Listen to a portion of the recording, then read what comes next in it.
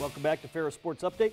Time to talk track and field here on our final segment. With us, head coach Jared Kelsh. And Jared, first of all, welcome to the show. Thanks, Rob. Thanks for having me. It's been a while since we've seen you. We saw you in the fall during cross-country season, and now hard to believe here we're talking track and field. But despite the weather outside, Bulldogs are indoors and off to a great start here in the indoor season.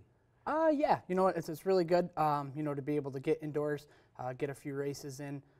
Like you said, especially with the weather, we do most of our, if not all of our stuff outside. So it's always good to get on the track for, the first couple of meets of the year and kind of see where we're at and, have a time standard as far as where to start from and, what our overall goals are by the end of the season. So I know you've had a few meets here already at Grand Valley, at Aquinas, at Saginaw Valley. Talk about how those first few meets have went before this past weekend.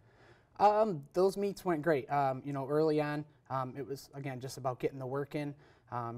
Most kids would do 2-3 events each meet just to, like I said, once we're indoors, it allows us to get on the track. And so we try to utilize that by having them do a couple of events, just to get the overall work in. We did at Saginaw Valley, we had a provisional qualifier, Samantha Johnson, in the mile.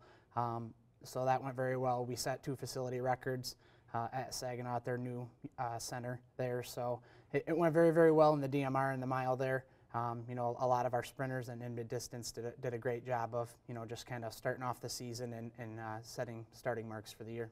With the snow outside, I know some of your training's still done outside. Talk about how that impacts what you do in terms of the weather. It's kind of a day-to-day thing. We basically, go and see what spots are clear.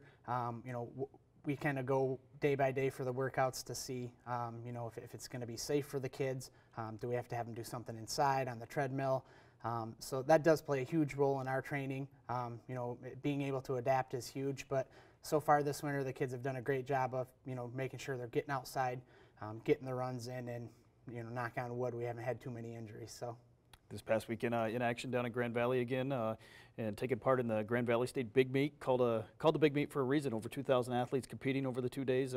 Talk about what that was like in that environment. It's a super great environment. The kids, did a spectacular job. It's one of the biggest meets in the country for collegiate meets this weekend. We had over, I think, 20 kids on both days have personal records. We had 2 national qualifiers. Samantha Johnson, who was already a national qualifier, moved up on the list a few spots. Our women's DMR also qualified and got on the list. So, overall in the throws, the sprints, we had about 3 throwers who set PRs, a couple of sprinters who ran lifetime PRs. So, again, with having such great competition from, all over the country this weekend, it allows us to really dig in and not only see where we're at in our conference, but, be able to face some teams outside of the conference that, we normally wouldn't get a chance to see. Athletes really from all over the country taking part in this meet, all levels of competition from Division I all the way down to NAIA schools. Correct, yeah. I know some kids flew in from Colorado. Like you said, there's Cornerstone, so it really kind of hits the gamut, but it also is a good weekend that allows us to see where we're at in the GLIAC, because a lot of the GLIAC schools will come and compete at this meet as well. So I know you guys had a lot of returning experience from last year. What's kind of been the strongest area in terms of the athletes you have out there in terms of, the strongest areas event-wise? Event-wise would probably be distance and throws. We have a lot of seniors and juniors coming back in the throwing events, so they're doing a spectacular job of kind of leading our field event charge. But then again, like I said, the distance and the mid-distance, we have 2 fifth-year seniors on the female side who are doing a great job, who are, didn't have cross-country eligibility, but they're back on the track. We're kind of young on that side. And then the guys are doing well. Guys are doing great as well. And, we have a lot of leadership there from kind of the younger crowd, as we only have 1 or 2 seniors. So after this past weekend at Grand Valley, tune-up meet this week, and then GLIAC Championships coming up at Saginaw Valley next week. Talk about the focus going into the GLIAC Championships, what it takes for your athletes to do well at the GLIAC meet. The big thing is with the GLIAC meet is, it's not so much focused on time, but on place there. So, we're always trying to get national qualifying times before the GLIAC meet, because you don't know how those races are going to go. So our big focus is to always be running well going in there and kind of be ready to adapt to any situation, because you could be in a fast heat. There's people who score out of the slow heat just because of the way the race is run tactically. So, you know, we always try to use the first 2 or 3 meets before the GLIAC to try to hit some qualifying time, so we're not worried about that at the GLIAC championships. We can focus on placing in team points and you know, kind of have that weight off our shoulders as far as trying to hit specific times. Certainly the GLIAC has always been one of the strongest conferences, if not the strongest in the country. You look at the nationally ranked teams, and certainly going to be a highly competitive conference meet. Yeah, absolutely. I mean, as far as distance and throws go, which is kind of what we try to focus on, definitely one of the best conferences in the country, you know, with Grand Valley and Findlay and Ashland.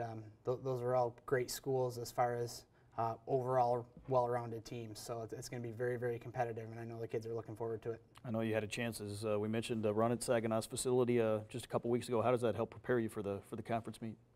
It's good. It kind of gives us a look at what to expect, gives the kids a chance to run on it before they have to compete for the championship. Being a new facility, none of our kids had experienced that before, so it's good because if they can have a good race there at the first meet, you know, when we went there, they have a little bit more confidence knowing that that's where the conference championships are. So going back there, it just kind of helps them stay focused on, you know, knowing that they've been there.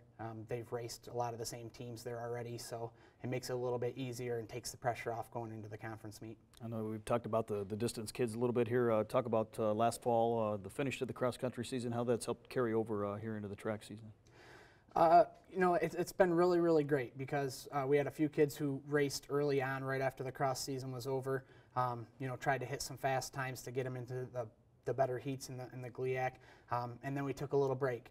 We came back in January, you know, and after everybody went home for a few weeks, and I think it was good just to go home and kind of get away from it for a little bit because they came back, you know, recharged and ready to roll.